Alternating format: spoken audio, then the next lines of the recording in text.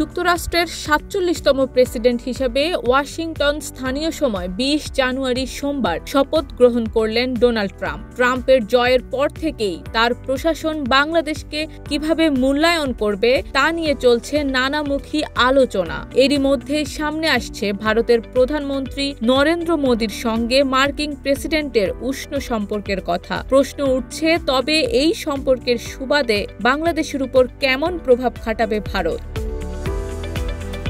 এদিকে ডেমোক্র্যাটদের সঙ্গে বাংলাদেশের অন্তর্বর্তী সরকার প্রধান ডক্টর মোহাম্মদ ইউনূসেরও রয়েছে বেশ ভালো সম্পর্ক।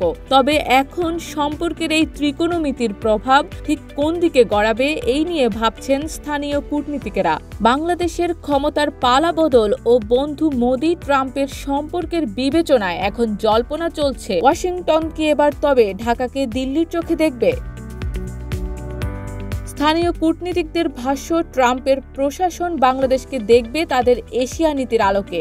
মার্কিন নির্বাচনের আগ মুহূর্তে সংখ্যালঘু ইস্যুতে ট্রাম্পের বক্তব্য ঘিরে এক ধরনের নেতিবাচক জল্পনা রয়েছে। এটি শুধুই জল্পনা, বাস্তবতা ভিন্ন হবে।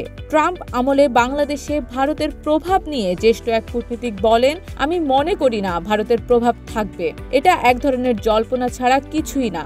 আমার মনে হয় যুক্তরাষ্ট্রের সঙ্গে সম্পর্ক স্বাভাবিকই চলবে।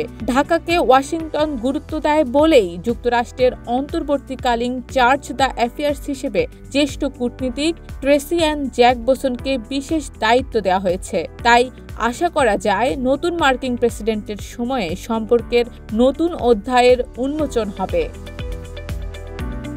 সম্প্রতি দিল্লি ভিত্তিক অনলাইন WION-কে ভারতে যুক্তরাষ্ট্রের রাষ্ট্রদূত এরিক গারসেটি বাংলাদেশের নির্বাচন নিয়ে করা মন্তব্য নিয়ে প্রশ্ন উঠলে এরিক বলেন, যুক্তরাষ্ট্র ও ভারত যত দ্রুত সম্ভব বাংলাদেশে গণতন্ত্র ও গণতান্ত্রিক নির্বাচন দেখতে চায়, যা বাংলাদেশের জন্য নতুন অধ্যায় শুরু করতে সহায়ক হবে। কূটনৈতিক বিশ্লেষকেরা মনে করেন, ঢাকা ওয়াশিংটনের সম্পর্কের কিছু ক্ষেত্রে পরিবর্তন আসার পাশাপাশি কাজ করার ধরনে পরিবর্তন আসতে পারে। তবে মোটা দাগে আমূল পরিবর্তন আনবে না মার্কিন যুক্তরাষ্ট্র।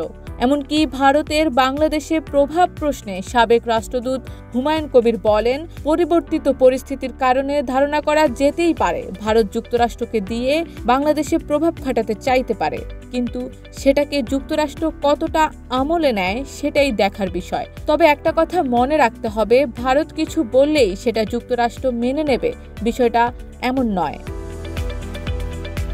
শারবিন নিশু, ঢাকা পোস্ট।